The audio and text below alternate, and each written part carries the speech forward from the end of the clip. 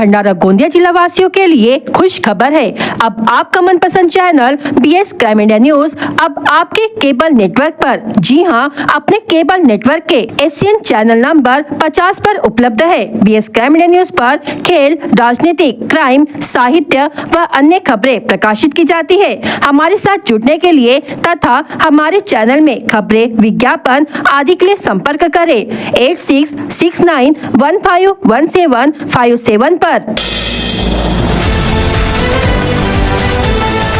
भंडारा शहर के चर्चित डॉक्टर नाकाडे और डॉक्टर लांजेवार के अस्पतालों को मिली 100 बेड की कथित अवैध मान्यता अब बड़ा विवाद बनती जा रही है। पत्रकार समिति द्वारा इस मामले की शिकायत पालक मंत्री, जिलाधिकारी, मुख्यमंत्री सहित संबंधित अधिकारियों को की गई थी, जिसके बाद दोनों अस्पतालों की 100 बेड की मान्यता रद्द कर दी गई। लेकिन सबसे बड़ा सवाल ये उठ रहा है कि इस कार्रवाई की आधिकारिक जानकारी न तो BS क्राइम इंडिया न्यूज को दी गई और न ही शिकायत करने वाली पत्रकार समिति को। सूत्रों के अनुसार इस मामले में एक जांच समिति भी गठित की गई थी, लेकिन उस समिति की कार्रवाई क्या रही, जांच का अहवाल क्या कहता है, इसकी कोई जानकारी सार्वजनिक नहीं की गई। जनता में उठ रहे गंभीर सवाल ये है कि क्या इस मामले में कोई बड़ा घोटाला दबाया जा रहा है? कार्रवाई के बाद भी पारदर्शिता क्यों नहीं? जिम्मेदार अधिकारी जवाब देने से क्यों बच रहे हैं? इन सवालों ने अब भंडारा की जनता के बीच संदेह और आक्रोश दोनों पैदा कर दिया है। जब इस पूरे प्रकरण को लेकर भंडारा के पालक मंत्री से सवाल किया गया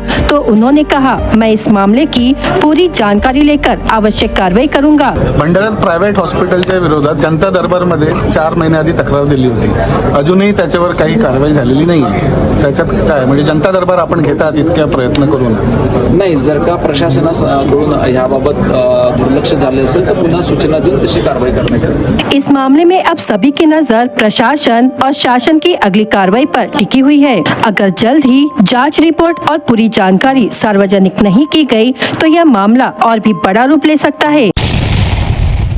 बोगस दिव्यांग प्रमाण पत्र के आधार पर शासकीय सेवा में प्रवेश करने वाले भंडारा राजस्व विभाग के 7 अधिकारियों पर कठोर कार्रवाई किए जाने से प्रशासन में हड़कंप मच गया है। जांच में दोषी पाए जाने पर 3 अधिकारियों को सेवा से बर्खास्त तथा 3 को निलंबित किया गया है, जबकि एक नायब तहसीलदार के विरुद्ध बर्खास्तगी का प्रस्ताव शासन को भेजा गया है। जानकारी के अनुसार राजस्व विभाग के 22 दिव्यांग कर्मचारियों के प्रमाण पत्रों की नागपुर मेडिकल बोर्ड द्वारा पुनः जाँच की गयी। इस जांच में 7 अधिकारियों के प्रमाण पत्र फर्जी पाए गए। इसके बाद प्रशासन ने सख्त कदम उठाते हुए कार्रवाई शुरू की। बर्खास्त किए गए अधिकारियों में वसुंधरा वासनिक इंगले, मंडल अधिकारी, जिलाधिकारी कार्यालय भंडारा, पुनर्वसन शाखा, शारदा सूर्यभान झंझार, तलाठी मोहाड़ी तथा विनोद भावे, तलाठी मोहाड़ी शामिल है। वहीं निलंबित अधिकारियों में शिवशंकर साखरवाड़े, सहायक राजस्व अधिकारी योगराज बाबूराव डांगरे, तलाठी लाखनी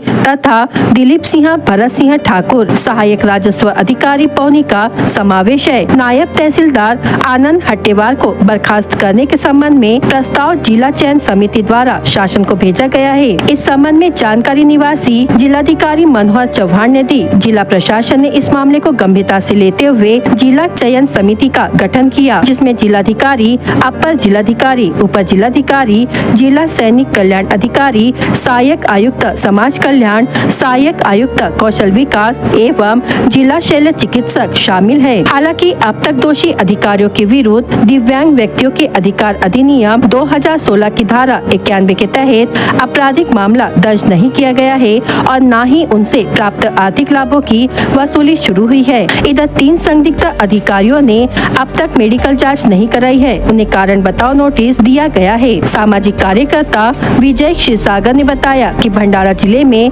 दिव्यांग व्यक्तियों की मेडिकल बोर्ड द्वारा जांच की मांग 28 जून 2023 से की थी, लेकिन इसकी कार्रवाई में निरंतर देरी हो रही है। अनेक पत्राचार के बावजूद प्रशासनिक स्तर पर कोई ठोस कार्रवाई नहीं हुई है। आला अधिकारियों की निष्क्रियता से गंभीर संदेह उत्पन्न हुआ है। जिले में 322 दिव्यांग कर्मचारियों के प्रमाण पत्रों की जाँच शुरू की गयी है। भंडारा जिले सहित पूरे राज्य में नागरिकों को त्वरित पुलिस सहायता उपलब्ध कराने के लिए डायल 112 प्रणाली प्रभावी रूप से कार्यरत है। जिले में पुलिस अधीक्षक नूरुल हसन के नेतृत्व में तथा प्रभारी अधिकारी उप निरीक्षक सचिन सूर्यवंशी द्वारा यह प्रणाली सुचारू रूप से संचालित की जा रही है। 22 मार्च 2026 की रात लगभग 8 बजे साकोली पुलिस थाना क्षेत्र में सोमनाला गांव में एक व्यक्ति पिछले 3 महीनों से चल रहे पति पत्नी के विवाद से परेशान होकर आत्महत्या करने का प्रयास कर रहा था। उसने घर का दरवाजा बंद कर सीलिंग फैन से साड़ी बांधकर फांसी लगाने की तैयारी कर ली थी। यह बात उसकी पत्नी को पता चलते ही उसने तुरंत डायल 112 पर कॉल कर पुलिस को सूचना दी। सूचना मिलते ही भंडारा डायल 112 केंद्र से साकोली पुलिस को तत्काल घटनास्थल पर भेजा गया। पुलिस मौके पर पहुंची तो घर अंदर से बंद था और पत्नी बाहर खड़ी थी। पुलिस ने दरवाजा खटखटाकर उसे बाहर आने को कहा, लेकिन वह दरवाजा खोलने को तैयार नहीं था। इसके बाद पुलिस ने दरवाजे की दरार से अंदर झाँक कर देखा तो वह व्यक्ति फांसी लगाने की कोशिश कर रहा था। तत्काल स्थिति को समझते हुए पुलिस ने उसे समझाइश दी और आत्महत्या न करने के लिए प्रेरित किया। काफी प्रयास के बाद उसने दरवाजा खोला, जिसके बाद पुलिस ने तुरंत साड़ी हटाकर उसकी जान बचाई। बाद में उसे और उसकी पत्नी को पुलिस स्टेशन लाकर दोनों का समुपदेशन किया गया। भंडारा नगर परिषद अब पूरी तरह एक्शन मोड में नजर आ रही है। नगर परिषद के सीईओ जुम्मन प्यारेवाले और अध्यक्ष मदन गर्ग के सख्त निर्देशों के बाद शहर में खुदाई के कारण बने गड्ढों को तेजी से भरने का काम शुरू कर दिया गया है। शहर में गटर और नल पाइपलाइन के लिए किए गए गड्ढों से आम नागरिकों को काफी परेशानियों का सामना करना पड़ रहा था। इसे गंभीरता से लेते हुए नगर परिषद ने तत्काल कार्रवाई करते हुए इन गड्ढों को भरकर रास्ते फिर से शुरू करने का काम तेजी से शुरू कर दिया है। नगर परिषद के इंजीनियर मंगेश लाडे स्वयं मौके पर जाकर काम की निगरानी कर रहे हैं और यह सुनिश्चित कर रहे हैं कि काम तय समय में पूरा हो। उनकी देखभाल में कर्मचारियों की टीम लगातार कार्य कर रही है। नगर परिषद प्रशासन ने आश्वासन दिया है कि सिर्फ अस्थायी भराव नहीं बल्कि जल्द ही इन रास्तों का पक्का और टिकाऊ निर्माण भी किया जाएगा, ताकि नागरिकों को भविष्य में परेशानी का सामना न करना पड़े। इस त्वरित और जिम्मेदार कार्रवाई से नगर परिषद ने यह साबित कर दिया है कि वह जनता की समस्याओं के प्रति सजग और संवेदनशील है। भंडारा के नागरिकों को राहत देने के लिए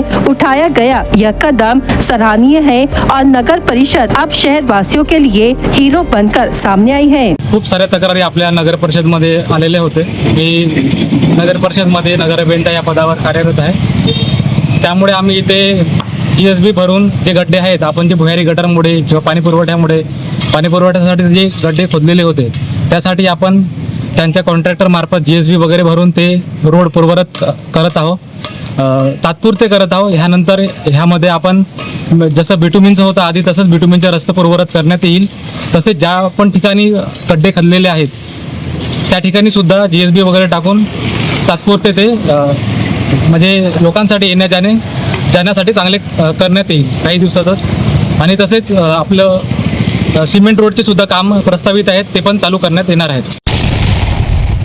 भंडारा जिले के लाखनी पुलिस ने अवैध पशु तस्करी के खिलाफ बड़ी कार्रवाई करते हुए 23 गौवंशीय पशुओं को मुक्त कराया और करीब 11,45,000 रुपए का माल जब्त किया है। 24 मार्च 2026 की सुबह मिली गोपनीय सूचना के आधार पर ओंकार सेलिब्रेशन हॉल लाखनी के सामने पुलिस ने नाकाबंदी की।